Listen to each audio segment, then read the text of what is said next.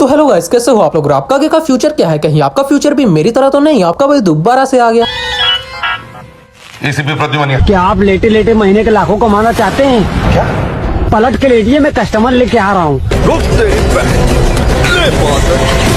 तो भाईजान आज हम बात करने वाले हैं रजब भट्ट और कराची कोर्ट इंसिडेंट पर। ये वीडियो भाईजान किसी की साइड लेने के लिए नहीं है। इस वीडियो में हम थोड़ा सा गौर फिक्र करेंगे कि कौन कितना गलत है। अब सोशल मीडिया पर दो टाइप के लोग हैं। एक कह रहे हैं कि वकीलों ने बहुत गलत किया और दूसरे कह रहे हैं कि रजब भट्ट के साथ सही हुआ। तो आज हम दोनों पासे बगैर किसी जज्बात के देखेंगे। अब यहाँ पर नानी वाला और रजब भट्ट कोर्ट में पेश होते हैं और वकील साहब उनका लितर पोला कर देते हैं। मतलब अगर हम दूसरी जुबान में कहें तो सॉफ्टवेयर अपडेट हो जाता है। अब यहाँ पर वकीलों का एक्शन गलत क्यों था? सबसे क्लियर बात के कोर्ट के अंदर मारपीट बिल्कुल गलत है। अब चाहे सामने यूट्यूबर हो या बदमाश या फिर अपने आप को कोई शायद समझता हो। देखो यार, ला के रखवाले अगर खुद कानून तोड़े तो फिर अवाम किस पर भरोसा करें यार? वकील का क्या काम है? कानून से बात करना, ना के हाथ उठाना। इस पॉइंट पर अगर देखा जाए ना तो वकील 100% गलत थे और इस बात पर कोई डिबेट नहीं होनी चाहिए। तो जे ऐसे गलत 100 आर्दा बल्ब बाल के रोशनी पाई जावे ना ते वकीला दी बदमाशी है। ये रजब भट्ट हैं जो वकीलों को बारे में कर रहे थे।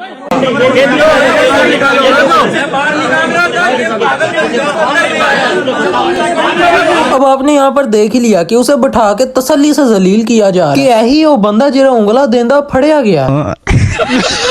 अब बात है रजब भट्ट की तरफ के, क्या उसका भी कोई कसूर है या फिर उसे किस वजह से मारा गया? जैसे कि मैंने आपको पिछली वीडियो में बताया था कि ये बात 1 साल पहले की है जब रजब भट्ट पर तौहीन मजहब का केस किया जाता है और उसे उससे भी 2 साल पहले की वीडियो को सामने ला के किया जाता है कि इसने नमाज की बेहुरमती की है। अल्लाह अकबर, अल्लाह अकबर, अल्लाह अकबर। ये सबा जान कौन है?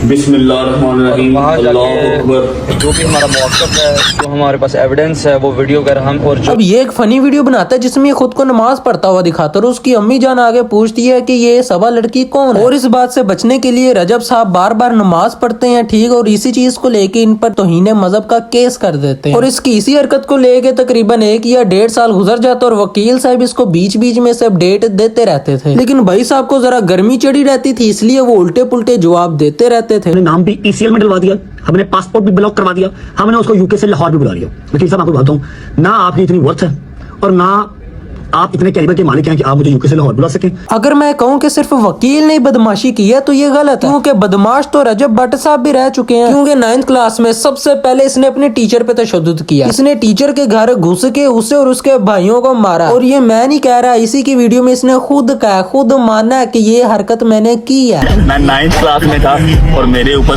फर्स्ट FIR हुई थी। जिंदगी का पहला पर्चा मेरे ऊपर था। मैंने सर के घर के अंदर घुस के सर को मारा, सर के भाइयों को मारा। ये तो कुछ भी नहीं, इसके बाद इसने और भी बड़े पंगे किए हैं। मतलब सोशल मीडिया पर इसके काफी कारनामे सामने आते रहते थे। जैसे इन 2 लड़कों को ना इसने राजू के फेंटी लगाई। जैसे होता है ना कि मैनू तुरू के चपेड़ा मारियां, जाके चपेड़ा मारियां। मतलब इन 2 लड़कों को रजब भट्ट और इसके बहनोई ने इसलिए मारा क्योंकि वो इसकी बहन गजल की प्रायोरिटी करते थे। फिर रजब भट्ट को कॉल किया, उसने बाद में कॉल बंद करके कहा कि टाटा प्यो आ रहे हैं, रुक जाओ। ये वर्ड किसने बोले? जवान ने कहा ये 2 लड़के हैं। जवान ने जैसे ही कहा ये 2 लड़के हैं, उसने मुझे छोड़ना स्टार्ट किया। 1 2 3 4 5 6 7 8 मारता गया जब तक उसका हाथ नहीं लगा। यकीन करें एंड पे उसका ऐसे अपना हाथ कर रहा था। भाई वो लड़के बच्चे दोनों बिल्कुल ठीक कह रहे हैं, उनको बिल्कुल मारा, मैंने मारा, बहन के हस्बैंड जवाद अली हमने मारा, मेरे गार्ड्स ने मारा।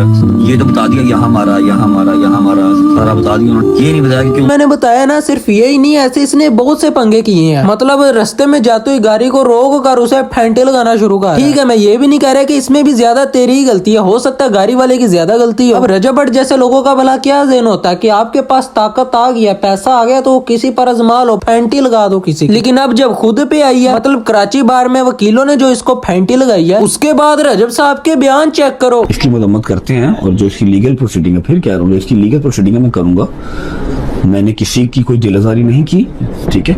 अगर मैंने किसी की दिलआजारी की है तो एक और पर्चा दो, एक और पर्चा दो, FIR दे, कानूनी मामला है ना, उसकी दफा लगती है ना। अगर मैंने दिलआजारी की है, मैंने बदतमीजी अगर की है, काले कोर्ट के साथ की है, अब FIR दो। हाँ जी सर जी, यही तो बात है। अगर उन 2 लड़कों ने आपकी दिलजारी की भी थी तो आप पर्चा दो। ये जो आप यहाँ पर इतने मीसने हो गए हो, मतलब वो जो सर ने आपकी दिलजारी की थी या वो रास्ते में जाते हुए गाड़ी वाले ने आपकी दिलजारी की थी तो आप पर्चा दो। लेकिन आपने उन पे केस नहीं किया, आपने उन पे तशद्दुद किया, उन्हें मारा। भाई वो लड़के बच्चे दोनों बिल्कुल ठीक कह रहे हैं, उनको बिल्कुल मारा, मैंने मारा। मैंने बदतमीजी अगर की है, काले कोर्ट के साथ की है, अब FIR। भाईजान अगर रियल लाइफ में देखा जाए ना तो एक लाइन बहुत मशहूर है, मतलब जो खुद को बदमाश समझता हो ना उसको भी आगे असली बदमाशी टकरते हैं। मतलब जहो जो बंदा आप होता ना अगला भी उन्होंने हो जाए लाभदा। और ऑनेस्टली बताऊं तो इसमें थोड़ी सी सच्चाई है भी। सबसे बड़ी एग्जांपल रजा भट्ट को सामने रख लो, मतलब उसने भी कईयों को मारा, उसे भी आज मार पड़ गई। बजने से पूरे मामले से ना 3 लेसन सीखने को मिलता है। पहला ये कि अपनी पावर का गलत यूज ना करो, चाहे सामने वकील हो या फिर कोई इन्फ्लुएंसर। दूसरा ये कि ईगो हर जगह काम नहीं आती। और तीसरा रिस्पेक्ट दो, रिस्पेक्ट लो वरना मसला बढ़ता है। भाईजान अगर रजा भट्ट चुप रहता ना तो मेरा नहीं ख्याल के बात इतनी आगे जानी थी। और अगर ये वकील सही मार कुटाई ना करते तो तब भी नहीं थी जानी। अब मैं भाषण देना बंद करता हूँ क्योंकि मेरे हिसाब से वीडियो काफी लंबी हो रही है। तो आज के लिए सिर्फ इतना ही। अगर वीडियो अच्छी लगे तो लाइक करो, पहले से नहीं किया हुआ तो सब्सक्राइब करो। मिलते हैं इंशाल्लाह नेक्स्ट वीडियो में, तब तक के लिए अल्लाह हाफिज।